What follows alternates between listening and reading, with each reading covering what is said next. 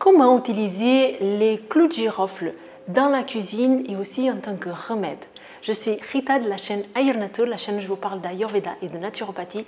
Donc aujourd'hui, je voudrais vous parler des clous de girofle. Donc les clous de girofle, thérapeutiquement, elles sont très intéressantes pour tout trouble de kapha, en fait, là où le kapha il va être un peu augmenté, notamment au niveau d'un Valambaka kapha, qui est un sous-type de kapha, au niveau pulmonaire, donc c'est-à-dire tout ce qui est rhume, tout, où on va avoir un peu ces glaires, ce mucus, cet amas qui remonte un petit peu et qui va s'accumuler et se manifester notamment au niveau des poumons et de la sphère ORL. Donc comment on va utiliser nos clous de girofle?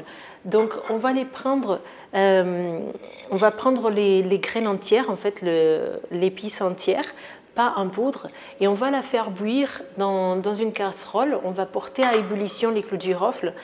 Et une fois que c'est à ébullition, on éteint le feu et on laisse infuser pendant 20 minutes. Et avec cette eau, avec cette infusion, on va la prendre 3 fois par jour. Donc par exemple matin, midi et soir, pendant le temps qu'on a la toux.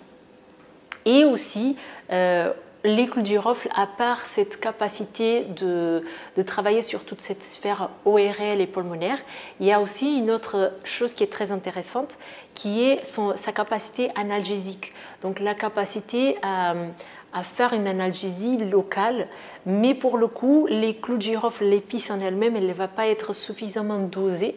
Donc à ce moment-là, je vous conseille d'utiliser des huiles essentielles qui vont du coup aller un peu plus loin, elles vont être beaucoup plus puissantes.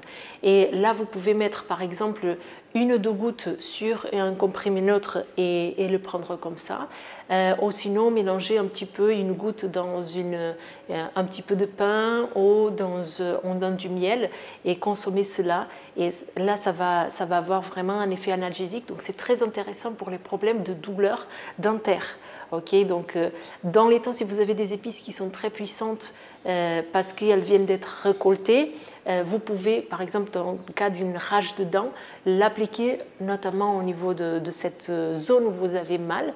Mais si l'épice elle est un peu vieille, qui a été récoltée il y a longtemps, son pouvoir anesthésien, elle va être moindre.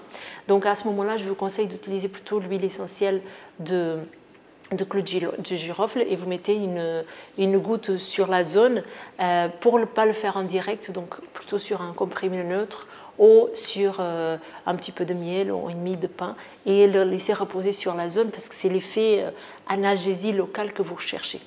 Voilà, donc j'espère que cette vidéo vous a plu. Je ferai d'autres vidéos sur les épices, comme ça à vous montrer un petit peu qu'est-ce qu'on peut faire avec. Je vous souhaite une bonne journée.